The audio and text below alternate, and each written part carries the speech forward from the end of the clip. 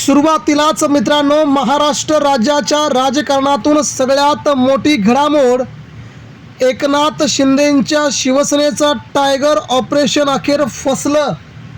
मित्रांनो, ओमराजे निंबाळकर आणि नागेश आष्टीकर यांची घाई. अखेर एकनाथ शिंदेंच्या 6 खासदारांना घेऊन गेली खड्ड्यात. 6 जणांची खासदारकी जाणार. ऑपरेशन टायगरला सगळ्यात मोठा सुरुंग. आता मित्रांनो, या बातमीने मात्र महाराष्ट्रातील राजकीय जाणकारांनी आपली मतं व्यक्त केल्याच्या नंतर शिंदे गटात एकच खळबळ उडाली असून नेमकं काय घडलंय? ओमराजे निंबाळकर, नागेश आष्टीकर यांनी एकनाथ शिंदेंच्या शिवसेनेत जाण्याचा निर्णय घेतल्यानंतर तात्काळ ठाकरेंनी ॲक्शन घेतली. आणि मित्रांनो, याच ॲक्शनमुळे महाराष्ट्राचं राजकारण एका क्षणात बदललं. बातमी जाणून घेऊया. या बातमीला सगळ्यात मोठं कव्हरेज सध्या महाराष्ट्रातून मिळतं आहे. गद्दारांनी गद्दारी करायची ती केली, परंतु मित्रांनो, गद्दारी करताना खूप मोठ्या चुका केल्या.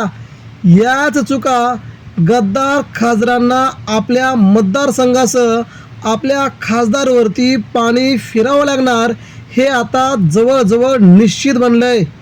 आणि या सगळ्या घडामोडींमुळे मित्रांनो, ओमराजे निंबाळकर आणि नागेश आष्टीकर यांच्यावरती या 4 माजी खासदारांचा तीव्र संताप आता व्यक्त होतोय.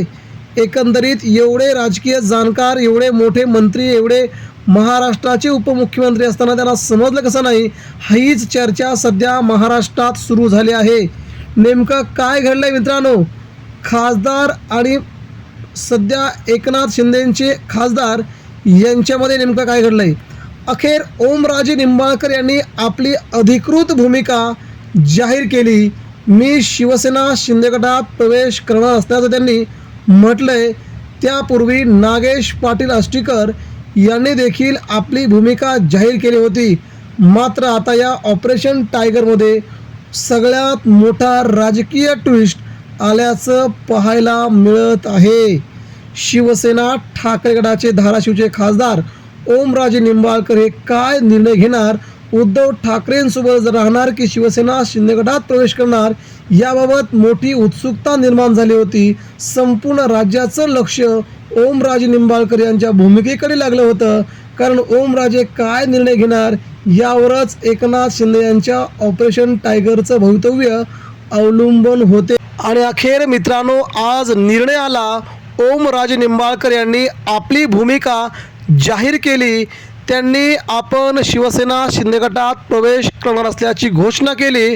दरम्यान त्यापूर्वी शिवसेना ठाकरे गटाचे आणखी एक बंडखोर खासदार नागेश पाटील आष्टीकर यांनी देखील आपली भूमिका जाहीर केली होती. मात्र मित्रांनो, मी कोणावरही नाराज नाही, उद्धव ठाकरे किंवा संजय राऊत यांच्यावर नाराज नाही, परंतु सत्तेशिवाय कामे होत नाहीत. मला माझ्या मतदारसंघातील लोकांनी मोठ्या आशेनं, विश्वासाने निवडून दिले आहे. मला माझ्या मतदारसंघात कामे करायची आहेत, त्यामुळे सत्तेत जाणं क्रमप्राप्त आहे, असं नागेश आष्टीकर यांनी म्हटलं होतं.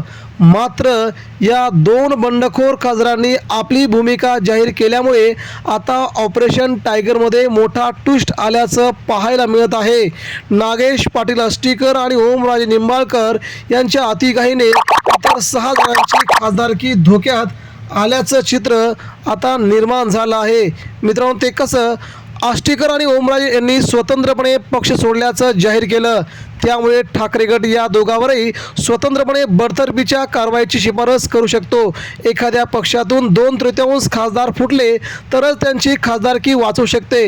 म्हणजे 9 ठाकरेंकडे खासदार आहेत, त्यापैकी 6 खासदार एकाच वेळी बाहेर पडणं, त्यांनी आम्ही पक्ष सोडल्याचं एकत्रितपणे जाहीर करणं आवश्यक, पण तसं झालं नाही. 6 जणांनी एकत्रित पत्रकार परिषद घेतली नाही.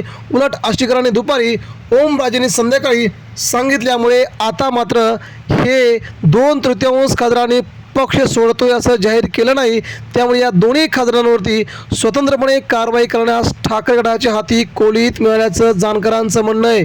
यामुळे हे दोन्ही खासदार आता या 4 खासदारांची खासदारकी दोघांचीही खासदारकी जवळजवळ 6च्या 6 खासदार आपली खासदारकी घालून बसतात हे आता जवळजवळ निश्चित झालंय.